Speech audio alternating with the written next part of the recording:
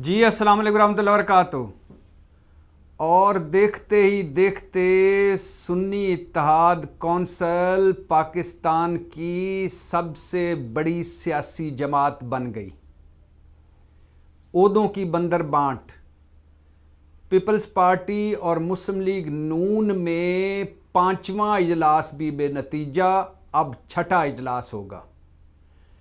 इमरान खान ने किया मुतालबा चीफ इलेक्शन कमिश्नर इस्तीफ़ा दें, और बुशरा बीबी की बनी गाला में तबीयत मज़ीद ख़राब हो गई। ये हैं वो मौजू जिन पर आज बात करनी है। और सबसे पहले सुन्नी इत्तेहाद कौंसिल की पाकिस्तान तहरीक इंसाफ के 82 कौमी असम्बली के अरकान ने सुन्नी इत्तेहाद कौंसिल में शमूलियत इख्तियार कर ली, हलफनामे जमा करवा दिए। 10 बाकी हैं जिन्होंने अभी इसमें शामिल होना है।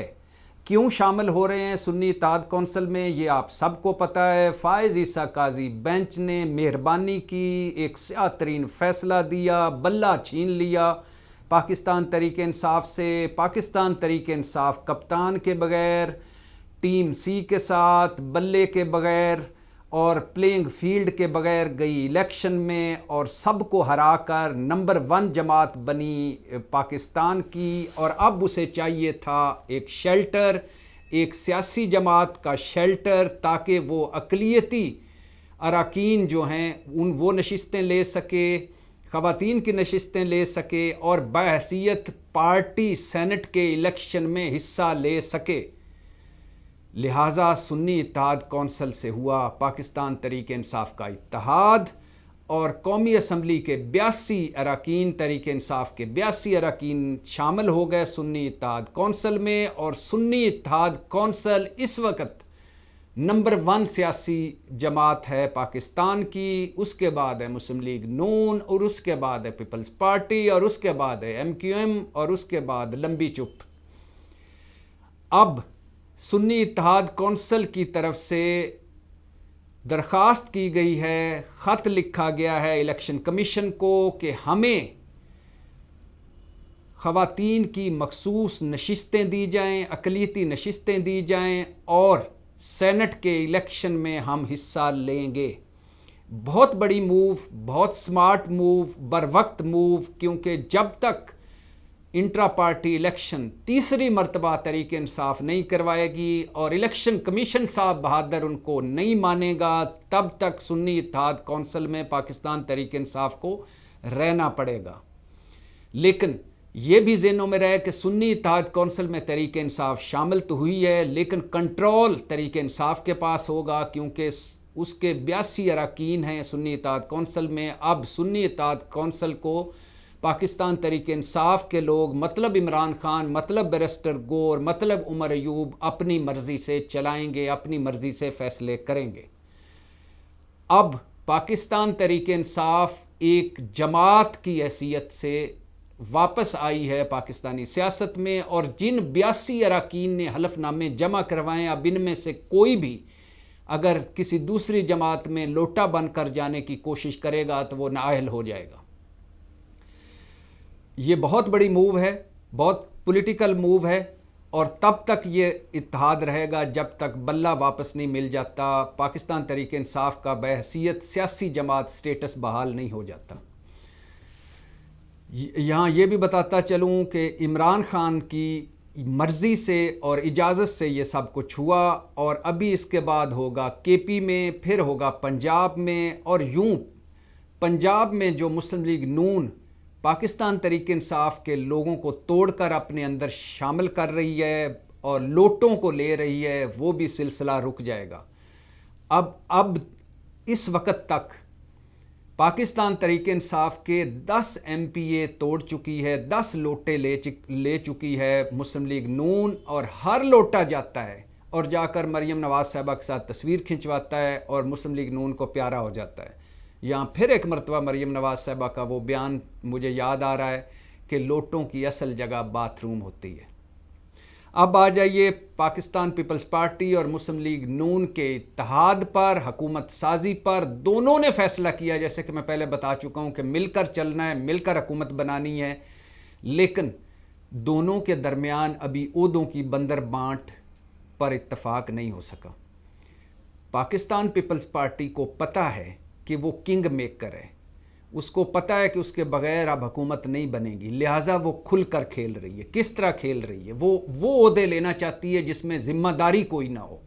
अगर हुकूमत नाकाम हो, हुकूमत फेल हो, तवक्कुआत पर पूरा ना उतरे, तो सारा मलबा गिरे मुस्लिम लीग नून पर और ओहदे और इख्तियारात इंजॉय करके पीपल्स पार्टी पतली गली से निकल जाए। ऐसे ही जैसे PDM 1 में हुआ, सारा मलबा गिरा मुस्लिम लीग नून पर। अब पीपल्स पार्टी अपनी शराइत पर इस इत्तेहाद में आना चाहती है, अपनी शराइत पर हुकूमत में शामिल होना चाहती है। पीपल्स पार्टी वाले कह रहे हैं कि वो वजारतें नहीं लेंगे। ये मत सोचिएगा कि वो उनके अंदर अब्दुस्तारीदी साहब की रूह आ गई है या वो मुल्क व कौम की बेहतरी के लिए ये फैसला कर रहे हैं। नहीं, वो चाहते हैं सदर हमारा हो, चेयरमैन सेनेट हमारा हो, स्पीकर कौमी असम्बली हमारा हो, चारों सूबों के गवर्नर्स हमारे हों और कौमी असम्बली और सेनेट के कायमा कमेटियों के चेयरमैन हमारे हों। अब बाकी रह क्या गया? वज़ीर आज़म, काबीना 27 किलोमीटर की। मतलब हुकूमत आप करो, मज़े हम लूटें। मतलब सामने लोगों को आप फेस करो, मज़े हम लूटें। और ये पहली मर्तबा हो चुका है। लिहाजा मुस्लिम लीग नून बड़ी मोहतात है। मुस्लिम लीग नून जिसके बारे में आज़ाद तजिया निगार कह रहे हैं कि इस इलेक्शन में उसकी 21 सीटें थी कौमी असम्बली की या 30 सीटें थी कौमी असम्बली की, और अवामी मैंडेट को बदला गया जब छठा मैंडेट में, तो फिर वो नंबर 1 पे आई तरीके इंसाफ के बाद। अभी अवामी मैंडेट और छठा मैंडेट ये भी मुतलका फोरम्स पर गए हुए हैं लोग, और 84 सीटों के दावे कर रही है पाकिस्तान तहरीक इंसाफ कि हमारी 84 सीटें चुराई गईं, जिनमें से 45 सीटों के फार्म भी वो इंटरनेशनल मीडिया के सामने रख चुके हैं। और इस बार कहानियाँ, दास्तानें, किस्से ऐसे सुने जा रहे हैं इलेक्शन के कि तौबा तौबा, दिल ही नहीं मानता कि ये सब कुछ हो चुका है।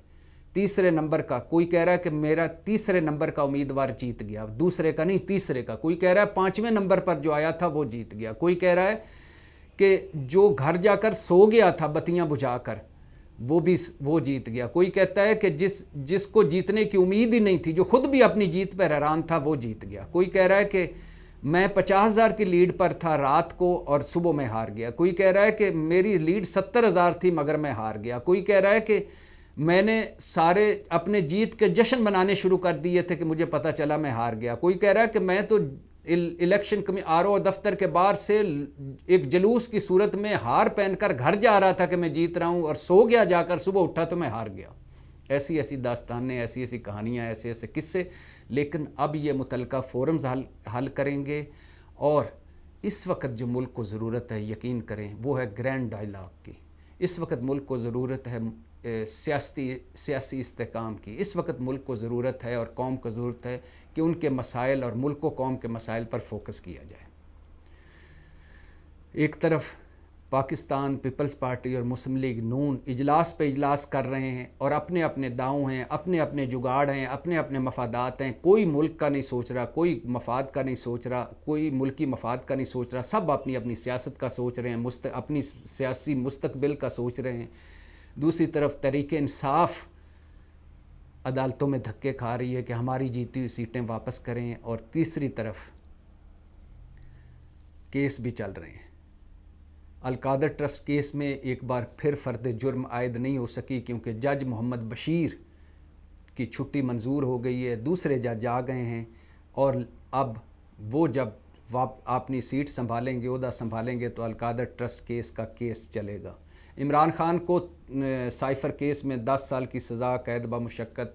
तोशाखाना पार्ट 1 में 3 साल की कैद, तोशाखाना पार्ट 2 में 14 साल की कैद, इद्दत वाले निकाह में 7 साल की कैद, 1.5 अरब से ज़्यादा जुर्माना।